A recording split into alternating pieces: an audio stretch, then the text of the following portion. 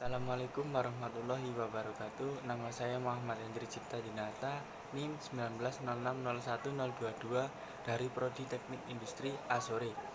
Di sini saya akan menjelaskan materi tentang motivasi. Motivasi adalah proses yang menjelaskan intensitas arah dan ketekunan seseorang untuk mencapai tujuan. Tahun 1950-an merupakan periode perkembangan konsep-konsep motivasi. Intensitas terkait dengan seberapa giat seseorang berusaha. Tetapi intensitas tinggi tidak menghasilkan prestasi kerja yang memuaskan.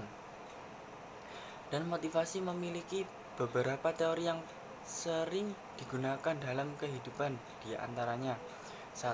Teori hierarki Maslow.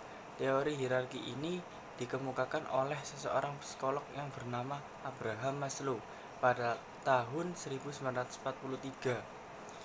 Teori ini mengemukakan 5 kebutuhan hidup manusia berdasarkan hierarkinya, yaitu mulai dari kebutuhan yang mendasar hingga kebutuhan yang lebih tinggi. Teori ini kemudian dikenal dengan teori Maslow atau teori hierarki kebutuhan. Hierarki kelima kebutuhan tersebut diantaranya adalah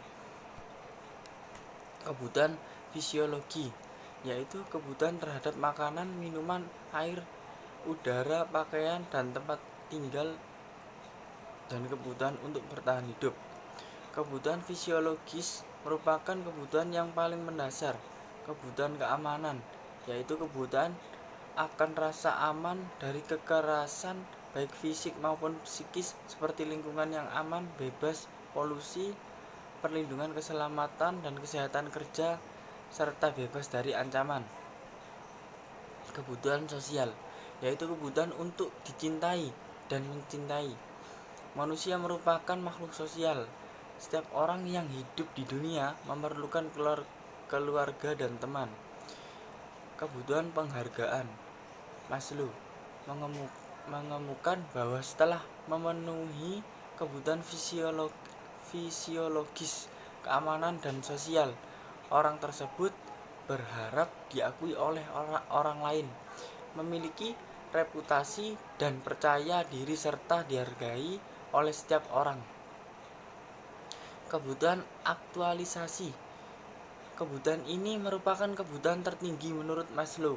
Kebutuhan aktualisasi diri adalah kebutuhan atau keinginan seseorang untuk memenuhi ambisi pribadinya.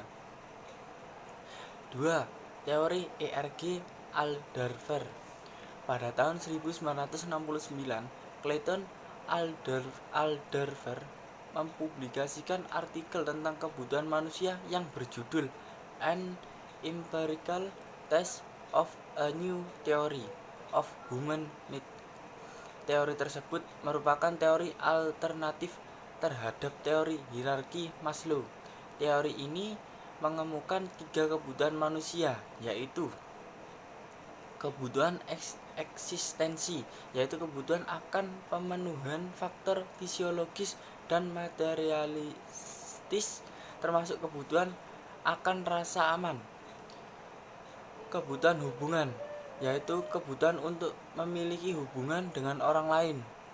Kebutuhan pertumbuhan, yaitu kebutuhan atau keinginan untuk bertumbuh dan mencapai potensi diri secara maksimal. Teori yang dikemukakan oleh Clayton Alderfer ini kemudian dikenal dengan teori ERG Alderfer, yaitu singkatan dari Existence, Relatedness, and Growth. 3. Teori kebutuhan McClelland. Seorang psikolog Amerika Serikat yang bernama David McClelland mengemukakan hubungan antara kebutuhan pencapaian, afiliasi, dan kekuasaan pada akhir 1940-an. Teori kebutuhan McClelland diantaranya adalah kebutuhan akan pencapaian, kebutuhan akan afiliasi, kebutuhan akan kekuasaan. 4. Teori motivator Huygens Harrisburg. Frederick Harrisburg adalah seorang psikolog Amerika Serikat yang menemukan teori motivator Higgins-Hillsburg. Teori tersebut didapat dari penelitian tahun 203 dan teknisi di area Pittsburgh, Amerika Serikat. Dari hasil penelitian tersebut ditemukan dua faktor yang berbeda, yaitu kepuasan dan ketidakpuasan dalam bekerja. Teori motivator Higgins-Hillsburg juga dikenal dengan teori dua faktor kepuasan bekerja, yaitu faktor yang berkaitan dengan pengakuan, prestasi, tanggung jawab yang memberikan kepuasan positif. Faktor ini sering disebut juga faktor motivator. Ketidakpuasan bekerja, yaitu faktor yang berkaitan dengan gaji, keamanan bekerja, dan lingkungan kerja yang seringkali memberikan ketidakpuasan. Faktor ini sering disebut dengan faktor Higgins. 5. Teori harapan Fromm. Seorang profesor Kanada yang bernama Victor Fromm pada tahun 1964 dalam bukunya yang berjudul Work and Motivation mengemukakan sebuah teori motivasi yang beranggapan bahwa orang-orang termotivasi untuk melakukan sesuatu karena menginginkan suatu hal yang diharapkan. Teori tersebut kemudian dikenal dengan sebutan teori harapan atau ekspektansi teori. Terdapat tiga konsep teori harapan Fromm, yaitu harapan, ekspektansi, yaitu kepercayaan seseorang bahwa suatu usaha akan menghasilkan kinerja tertentu, effort, usaha, performance, kinerja.